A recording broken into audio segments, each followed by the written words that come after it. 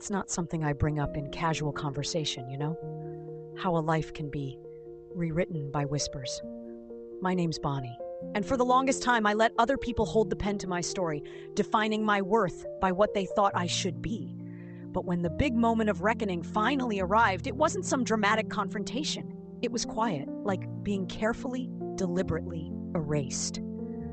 If you've ever felt your own voice drowned out by the narrative others built for you, stick with me. Because what they didn't count on was that my silence had an expiration date. I'm 33 now.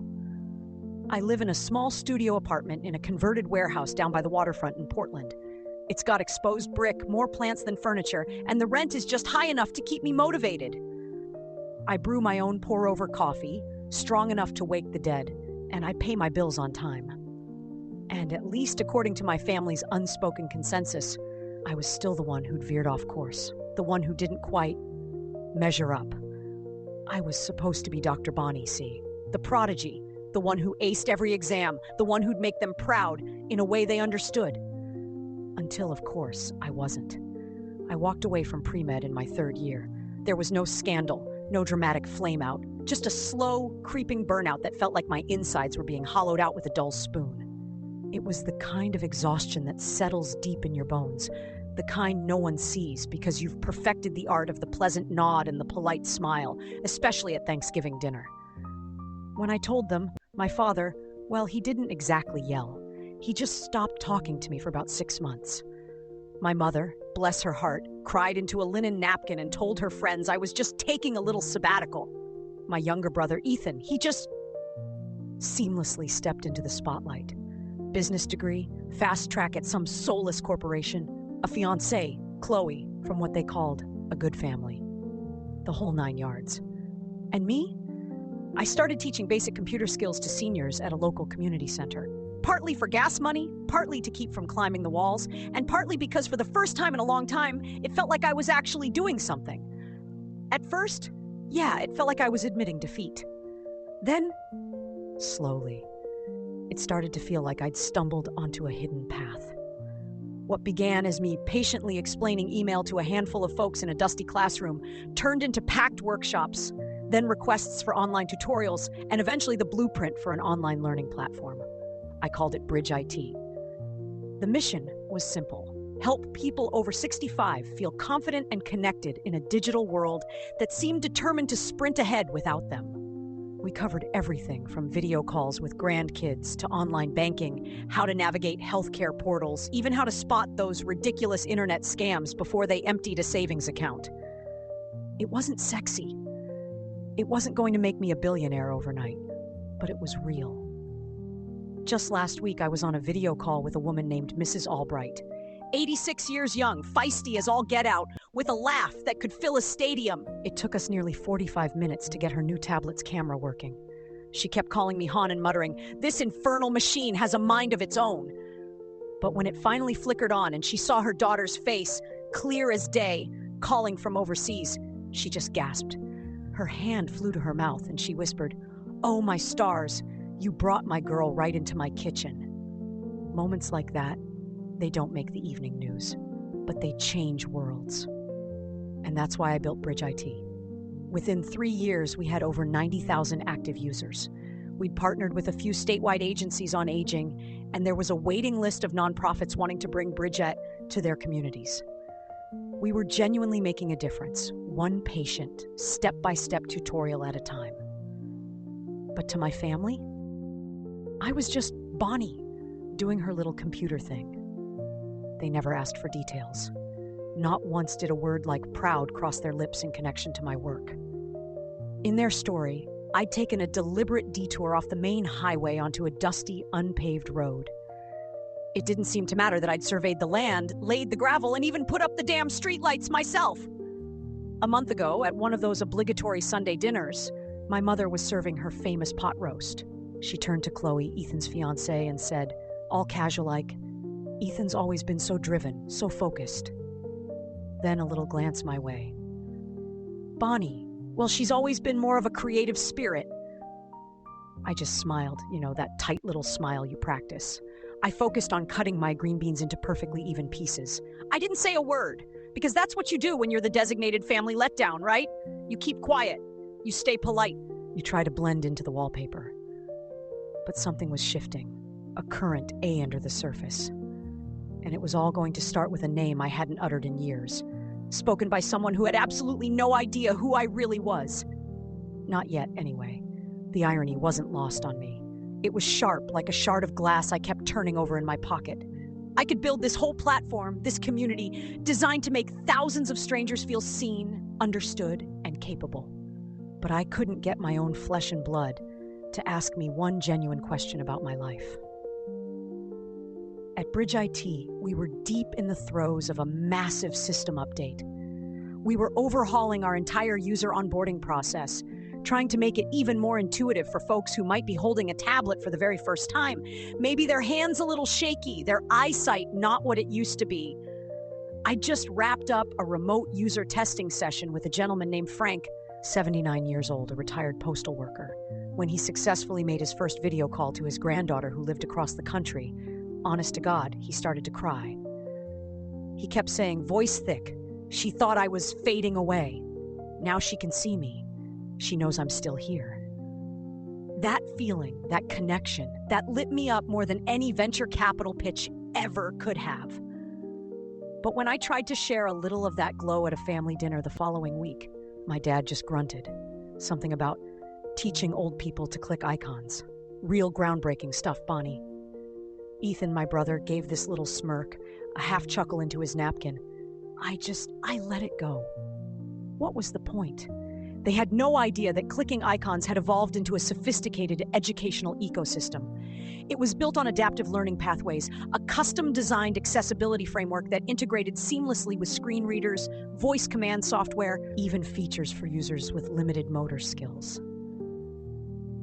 They didn't know our monthly newsletter had a 76% open rate, that we were about to launch pilot programs in community centers in 3 different states, that my little computer thing was probably touching more lives in a single week than most of their quarterly board meetings did in a year. And why didn't they know? Because I never told them. Because when someone hands you a label like disappointment or not reaching her potential, you either spend all your energy fighting to rip it off, or you wear it quietly, while you get on with the business of building something so solid, so undeniable, that eventually they have no choice but to see it. It was about 2 weeks before Ethan and Chloe's big engagement party. My inbox pinged. The subject line read, Chloe M. Testimonial Submission. Chloe, Ethan's fiancée. My breath hitched. I clicked it open. It was a video, maybe 1.5 minutes long, uploaded through our Bridging Stories campaign. That's where users or their families could share the impact BridgeIT had on their lives. In the video, Chloe sat in a warm, inviting living room. She was holding the hand of an elderly woman with kind eyes and a soft smile. "This is my Nana Eleanor," Chloe said, her voice gentle. "We lost my grandpa last year, and, well, it was a really tough, lonely time for her. But thanks to BridgeIT, she was able to stay connected with all of us. We had our weekly video chats. She even learned how to order her own groceries online. It gave her back a piece of her independence, and honestly, it gave us back a piece of her." I just froze. My fingers were hovering over the trackpad. Chloe had no idea. She didn't know the Bonnie who was Ethan's free-spirited sister was also the Bonnie behind BridgeIT. She just knew this platform had helped her beloved grandmother. I watched the video again, and then a third time. Nana Eleanor looked right into the camera at the end, her gaze direct and full of warmth. "Thank you, Bonnie," she said, her voice a little frail but clear. "You helped me feel like a person again." That night, my mom called. "Now, don't forget, Bonnie, the engagement dinner is this Saturday. We want everything to be absolutely perfect." "I'm not sure if I can make it, Mom," I said, the words feeling heavy and untrue even as I spoke them. "Why on earth wouldn't you?" she asked, and her surprise sounded a little too sharp, a little too quick. "Because," I said, keeping my voice even, "I'm not entirely sure I fit in at perfect events anymore." A beat of silence stretched across the line. Then, well, just maybe don't talk too much about your website thing, okay? Chloe's family, they're very distinguished, professional types, Ivy League. I almost laughed. It was a bitter, hollow sound in my throat. "Got it, Mom," I said. No mention of the icon-clicking business. She didn't catch the sarcasm, of course, she didn't. I hung up and just stared out my apartment window, watching the Portland city lights blur in the drizzle. My own mother had no idea that her future daughter-in-law had just publicly, emotionally, thanked me for giving her grandmother a lifeline, and I wasn't going to say a word. Not then. Because sometimes the truth has a way of making its own entrance, doesn't it? The week of the engagement party, I didn't even glance at the RSVP card they'd sent. I knew what they expected. Show up, smile that polite, strained smile, find a quiet corner, and be the living embodiment of a faded family photograph. Present, but easily ignored. I told myself I wasn't going for them. I was going for Chloe, and for Nana Eleanor, the woman who said I'd helped her feel human again. That was a debt I felt, a connection that mattered more than their carefully constructed narratives. Just the weekend before, at a cousin's backyard barbecue, one of those things you can't really get out of, someone, I think it was Aunt Carol, asked me, loud enough for my mother to hear, "So, Bonnie, still fiddling with that little internet project of yours?" I just smiled, nodded, and took a big bite of my burger to keep from saying what I really thought. My mom, standing right there, didn't correct her. Didn't mention the staff I now managed, or the user numbers, or the grants we'd secured. She just offered Aunt Carol another scoop of potato salad. And I stood there, paper plate in hand, feeling myself shrink. Just a little bit more. Never again. Not for them. Back at the BridgeIT office, which was really just a couple of rented desks in a bustling co-working space, we were on the verge of finalizing a major partnership with the Oregon State Library System. BridgeIT was going to be piloted in 12 rural branches, places where reliable internet was still a luxury and the senior population often felt completely isolated. It was huge. It was meaningful. Real. Meanwhile, at home, my mother was sending me emails with subject lines like "appropriate attire for Saturday." Inside were links to pastel dresses and a pointed note. "Nothing black, dear, and no pantsuits. Something feminine for a change." I stared at the email. My mother's attempts at control, especially over daughters who stubbornly refused to be controlled, were legendary. Friday, the day before the party, I met our newest intern, a bright young coder named Alex, at a little coffee spot near the co-working space. Alex was maybe 20, sharp as a tack, and full of fascinating questions about designing user experiences for aging populations. As we were deep in a discussion about font sizes and color contrast, a woman from the table next to us leaned over. "Excuse me," she said, a hesitant smile on her face. "I'm so sorry to interrupt, but are you Bonnie? From BridgeIT?" I blinked, completely taken aback. Yes. Yes, I am." "Oh, my goodness," she said, her smile widening. "My father has been using your platform for months. He sends me memes now. Actual memes. I didn't even know he knew what a meme was." Alex looked at me, eyes wide, like I'd just sprouted wings. "You didn't tell me you were, like, famous." "I'm really not," I mumbled, feeling a flush creep up my neck. But the truth was, it was starting to happen. More emails from grateful users, more testimonials like Chloe's, a couple of podcast interview requests, a quiet, steady hum of recognition building just outside my family's very narrow field of vision. I wasn't invisible. Not really. I was just unseen by them. That night, sleep was impossible. I kept replaying Chloe's video in my mind. The genuine affection in her eyes when she looked at her Nana Eleanor, the sincerity in her voice.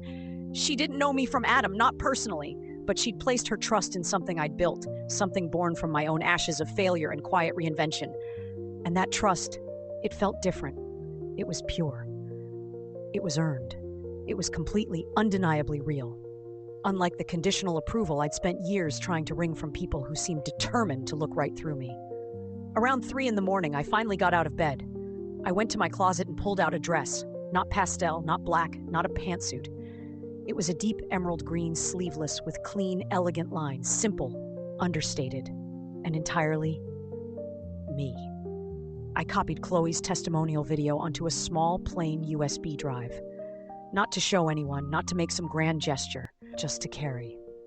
A small, private reminder that sometimes the ripples we create travel much farther than we think, reaching shores we've never seen, and sometimes, just sometimes, pulling back the people who thought we drifted away for good. The engagement party was at some swanky downtown art gallery. Lots of polished concrete, dramatic lighting, and waiters who looked like they'd stepped out of a magazine. The kind of place where the air itself felt expensive. I arrived 10 minutes early. I'm always early. It's a nervous habit. My mother spotted me from across the room, and her perfectly made-up face registered a flicker of surprise. "Oh, Bonnie, you came." "You asked me to, Mom," I said, keeping my voice neutral. "Well, I'm glad." She wasn't. I could see it in the slight tightening around her eyes, the way her smile didn't quite reach them. Her gaze flicked to my emerald green dress, lingering for just a second too long, as if cataloging its defiance. I found my assigned seat near the end of a long, linen-draped table, far enough from the center of attention to be comfortably out of focus, just how they preferred me. Ethan and Chloe made their entrance about 15 minutes later, all beaming smiles and radiant happiness. Chloe was lovely, genuinely warm. She went around hugging everyone, and when she got to me, she gave me a quick, friendly embrace. No sign of recognition. Not yet. Why would there be? The evening progressed as these things usually do. Speeches were made, champagne was toasted. Ethan's boss, a man with a very expensive watch, stood up and said something suitably congratulatory that probably involved synergy and leveraging assets. Chloe's father talked about family legacy and enduring partnerships. I just nodded along, sipped my water, and perfected my role as the quiet, unassuming wallpaper. Invisible again, until dessert. Until Chloe, who was seated a few chairs down, leaned over, a polite, curious expression on her face. "Bonnie," she said, her voice carrying easily in a momentary lull in the conversation. "I've been meaning to ask, what is it you do again?" It was like a record scratch. The ambient chatter around our section of the table just faded. My mother, I saw out of the corner of my eye, visibly stiffened. Her wine glass paused halfway to her lips. I took a slow sip of water. "I run a company," I said, my voice calm, even. "We develop and manage an online learning platform focused on digital literacy for older adults." Chloe blinked. "Wait, like online courses?" "It's a bit more than that," I said. "We build adaptive learning systems designed for long-term engagement. Our specialty is accessibility. Things like integrated screen readers, large print navigation, voice-activated commands, tools for users with limited dexterity." Chloe was staring at me now, her brow furrowed. What's it called?" "BridgeIT," I said. Her eyes widened. Her fork, laden with a piece of chocolate torte, clattered softly onto her plate. No, you're kidding me? You're BridgeIT?" I gave a small, almost imperceptible nod. "I founded it, yes!" Her hand flew to her mouth. She looked at Ethan, a shocked, almost bewildered expression on her face, then back at me. You're the Bonnie? The Bonnie from BridgeIT?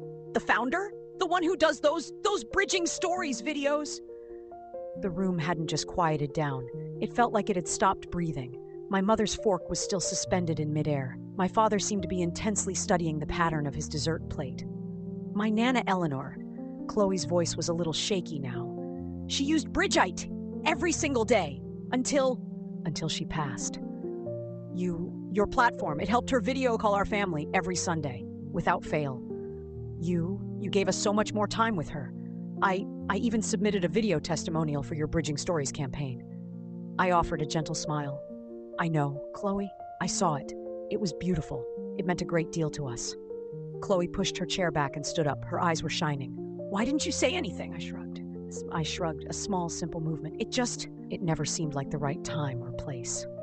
She turned to the rest of the table, her voice ringing with a sudden, fierce conviction. "I don't think any of you understand. This woman, Bonnie," she gestured towards me, "she built a nationally recognized program from nothing, from an idea. She's been featured by major philanthropic foundations. She's partnered with state agencies. She is literally changing lives." Aunt Carol, the one from the barbecue, let out a little gasp. Uncle David cleared his throat loudly. My father was now staring fixedly into his wine glass as if it held the secrets of the universe. My mother opened her mouth, then closed it again, a strange, unreadable expression on her face. Chloe wasn't finished. I can't believe I'm actually meeting you. You helped my family so much. My Nana, she never thought of herself as tech-savvy. But after using your site, she felt smart again. She felt connected." Chloe slowly sat back down, still looking a bit dazed, her gaze fixed on me. Ethan leaned towards me, his voice low, almost a whisper. I had no idea, Bon. No idea it was this! You never asked, I said, not unkindly, just stating a fact. My voice was quiet, but it carried in the sudden, profound stillness. Silence. But this time, it wasn't the cold, dismissive silence I was used to. This was different. This was the silence of recalculation, of dawning awareness. This was awe.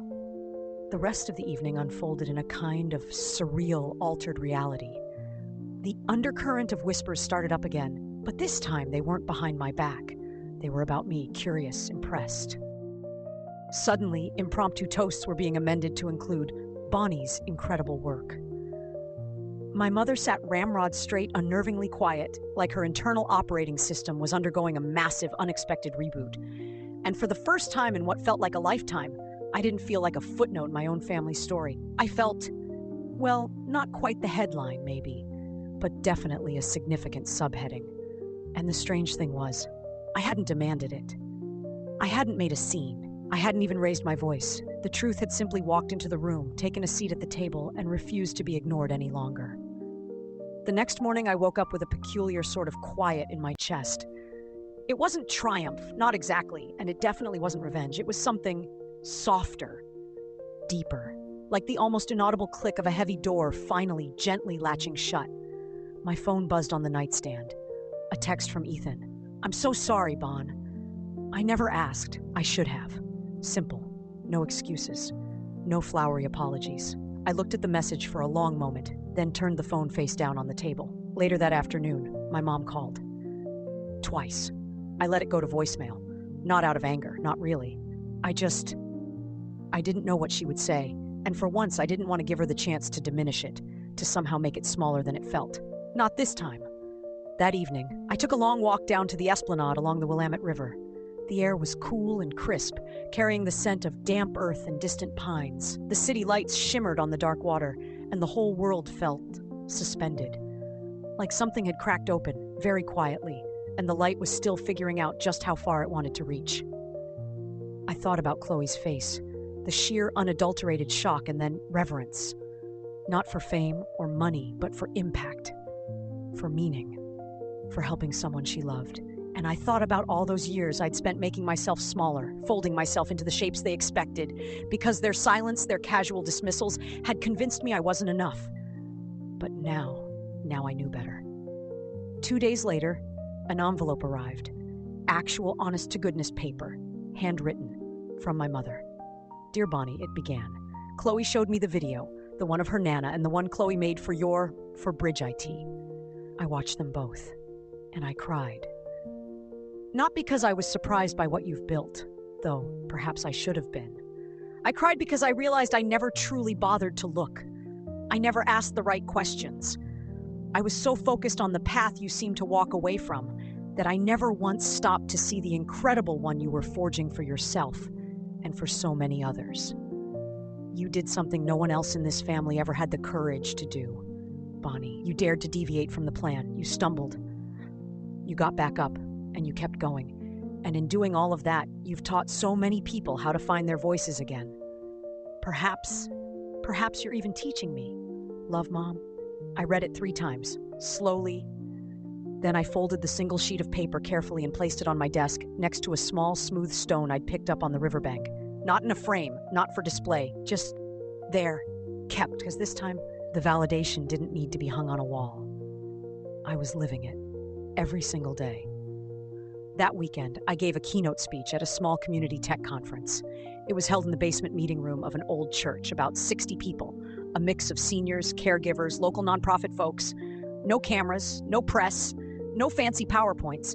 Just a room full of people holding notebooks, their faces filled with a mixture of hope and apprehension. I told them the truth. I told them I was never supposed to be there, doing what I was doing. I was supposed to be someone entirely different, living a life someone else had designed. But life, as it often does, had other ideas. And I'd finally learned to stop arguing with it. When I finished, the room rose to its feet. They applauded, and it wasn't just polite. It was warm, genuine. I didn't cry. But I did smile. A real smile. The kind that starts deep inside and reaches all the way to your eyes. The kind that says silently, I'm here. I made this, and I didn't need anyone's permission but my own. About 3 months later, Chloe asked me to lunch. Not as Ethan's sister, but as Bonnie, the founder. The woman who'd taken a spark of an idea and fanned it into a quiet, steady flame. We met at a little neighborhood bistro, sunlight streaming through the windows. She was already there, a friendly wave, a notebook open beside her half-finished latte. "I've been doing some thinking," she said after the initial pleasantries. "There's a foundation I do some volunteer work with. They specialize in funding social impact startups, particularly those led by women. I showed them your work, Bonnie. BridgeIT." She slid the notebook across the table. It was filled with notes, contact names, potential funding avenues. "If you're thinking about scaling up, about reaching even more people, I think they can help." I looked at her, at the earnestness in her eyes. "Chloe, you don't owe me anything." She shook her head, a small, firm gesture. "This isn't about debt, Bonnie. This is about belief. You gave my Nana Eleanor something precious, a connection, a sense of worth in her final months. I want to see how far your light can reach. And for the first time in a very, very long time, I let someone believe in me, fully and openly, without flinching, without deflecting, without feeling the need to apologize for taking up space." That summer, BridgeIT launched its first truly nationwide initiative. We called it EmpowerNet. It involved workshops in public libraries from Maine to California, setting up dedicated training hubs in underserved community centers, and offering free access programs for veterans and low-income seniors. We hit 250,000 active users. I got an email one afternoon from a 92-year-old woman in rural Montana. "Dear Bonnie," it read in a slightly shaky, oversized font. "Your BridgeIT platform helped me figure out how to apply for my very first passport online. I'm flying to Ireland next month to meet my great-granddaughter. I've never been on an airplane before. Thank you for helping me take that first step." I sat with that message for a long time, not as proof of success, not as validation, but as a quiet reminder. Every small effort, every patient explanation, every line of code written with empathy, it all matters. It all ripples outward. At Ethan and Chloe's wedding a few months later, I wore a rather chic navy jumpsuit. No one batted an eye. My mother, when she introduced me to some of her friends, said, "This is my daughter, Bonnie. She runs a national nonprofit organization." The label wasn't entirely accurate. BridgeIT was a social enterprise, a B Corp, but it was progress. It was an acknowledgement. Later in the evening, she found me by the ridiculously oversized dessert table, holding a glass of white wine, her expression softer than I'd seen it in years. "You know, Bonnie," she said, her voice quiet, "you always did insist on walking your own path. I used to think that meant you were lost, confused." She took a small sip of her wine. Now I'm beginning to see you weren't lost at all. You were just walking ahead of the rest of us." We didn't hug. We weren't really a hugging family, not like that. But we stood there, side by side, for a comfortable moment, longer than we probably ever had before. And somehow, that felt like enough. Later that night, I was standing under a canopy of twinkling fairy lights, watching people laugh and dance. Ethan ambled over, hands tucked into his tuxedo pockets, looking uncharacteristically, well, not nervous, but thoughtful. "Chloe tells me you've been invited to speak at some big tech conference. Google, was it?" "Next month, yeah," I confirmed. He grinned, a flash of the easygoing kid brother I remembered. "You gonna brag about being my sister?"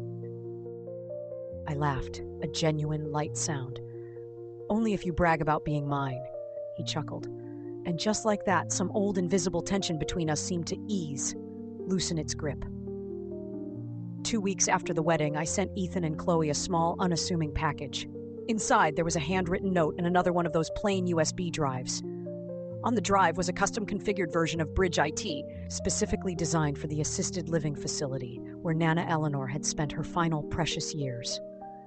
Lifetime access for all their residents, no fees, full tech support on the house. I didn't tell anyone else. There was no press release, no social media post, no attempt to take credit.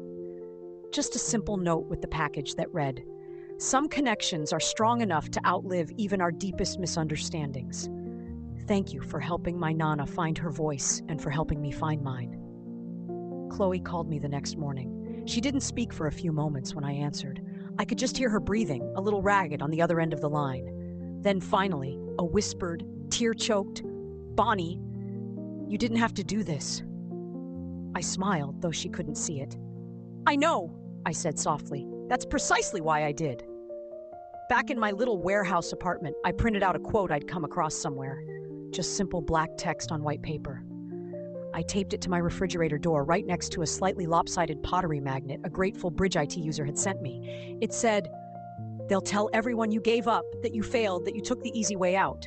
Until one day they'll quietly ask you how you did it." No signature, no dramatic flourish, just truth. And beneath it, my own reflection in the stained door, looking back at me, smiling, solid, seen, because this time, the light wasn't coming from somewhere else or from someone else's approval. This time, it was mine. It had been all along. Where are you tuning in from today? I genuinely love to know what part of the world you're in, and if this story, my story, stirred something in you. Please, drop a comment below and share your thoughts, your own experiences. You truly never know who might read your words and find a piece of their own strength in them. If this resonated with you, if you believe in the power of quiet victories, personal growth, and stories that dig a little deeper, I'd be honored if you'd subscribe to the channel. There are so many more journeys to share, and I'd love for you to be a part of this community. And if you feel moved to support the channel through super thanks, well, thank you. From the bottom of my heart. Sometimes giving, in whatever form it takes, is a powerful part of our own healing too. Until next time, stay grounded, be kind to yourselves and others, and please remember, your story is still unfolding, and it's yours to write.